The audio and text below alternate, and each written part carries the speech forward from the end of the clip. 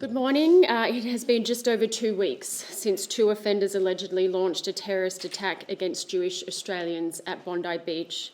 And over the past 2 weeks, the New South Wales Joint Counter-Terrorism Team has worked methodically to not only charge a person for the alleged terror attack, but more broadly, the AFP and our partners have worked tirelessly to identify and target others who may try to leverage from this heinous, hate-filled crime. One man who we allege was inspired by ISIS is before the courts, which limits what information I can provide or what I can say. However, the Jewish community and the broader Australian public deserves reassurance and answers about how this happened.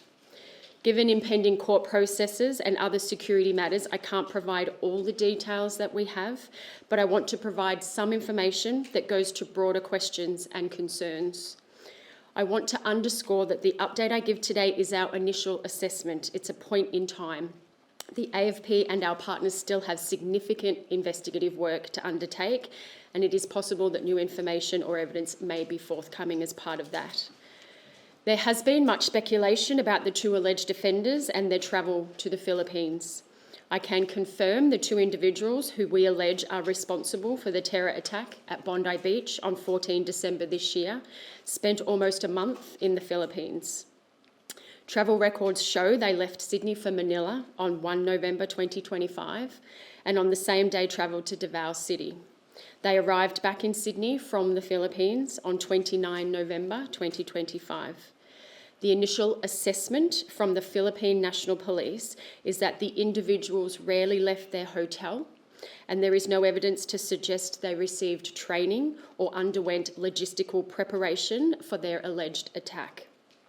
CCTV footage capturing their stay in the Philippines has been provided to the AFP, and we are currently reviewing that material.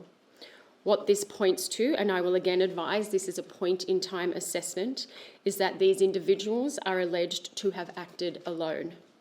There is no evidence to suggest these alleged offenders were part of a broader terrorist cell or were directed by others to carry out an attack. However, I want to be clear, I am not suggesting that they were there for tourism. An AFP analyst deployed to the Philippines after the attack to support our members who are based in Manila and work very closely with the Philippine National Police.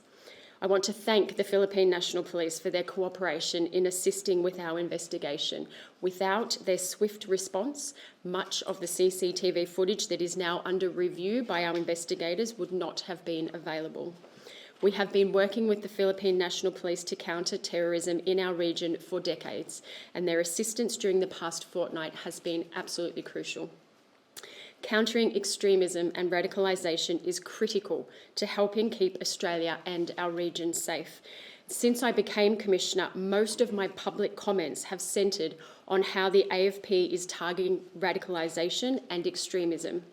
I established our flying squad of hate disruptors who focus on high harm, high impact, politically motivated violence, communal violence and hate crimes that do not meet the threshold for terrorism investigations but drive fear and division.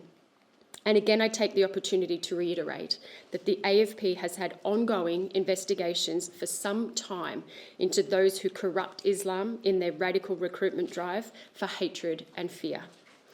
We have gone through the sermons line by line, sought out experts and legal advice on charging those who we believe are inciting hatred towards the Jewish community.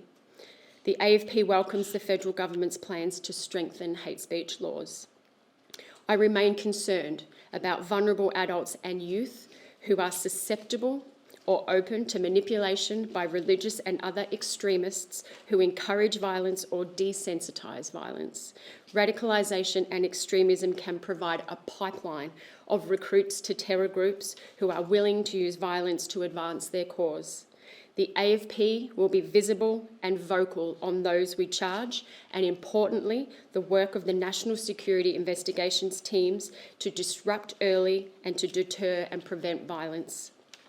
We won't put a time limit on our vigilance. We will be here every day to help keep Australians safe. Thank you.